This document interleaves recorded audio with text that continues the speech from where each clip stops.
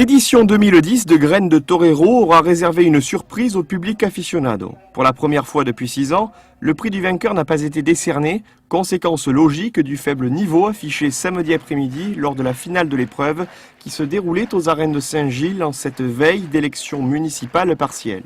Aucune oreille décernée et un seul tour de piste pour l'apprenti novillero andalou Carlos Ojeda, originaire d'Almería, qui a servi les séquences mouletères les mieux coordonnées sans pour autant dominer pleinement son sujet.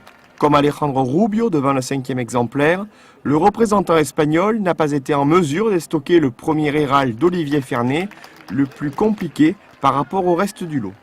Une carence avec l'épée manifestée par Carlos Ojeda, mais également par Alejandro Rubio et Maxime Curto, qui complétaient le cartel, et dont le niveau technique est apparu comme nettement insuffisant aux yeux du grand public pour une novillade sans picador de cette importance. Des approximations, des moments de doute et des occasions perdues qui assombrissent le bilan de cette 7e édition de Graines de Torero, la plus décevante et la plus médiocre de toutes depuis le début de cette compétition initiée par Nîmes Métropole en 2004. Quand tout va mal.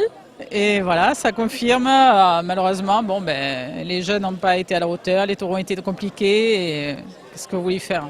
Il y a des années comme ça, hein. Ça arrive même aux meilleurs. Dans l'attente de jours meilleurs, le centre de tauromachie de Nîmes a effectué hier dimanche sa rentrée des classes, 6 jours avant celle du centre français de tauromachie, réactivée cette année par Christian Lezure. 2 écoles taurines pour un seul et même territoire. En coulisses, le bras de fer pour l'édition 2011 de Graines de Torero a d'ores et déjà débuté.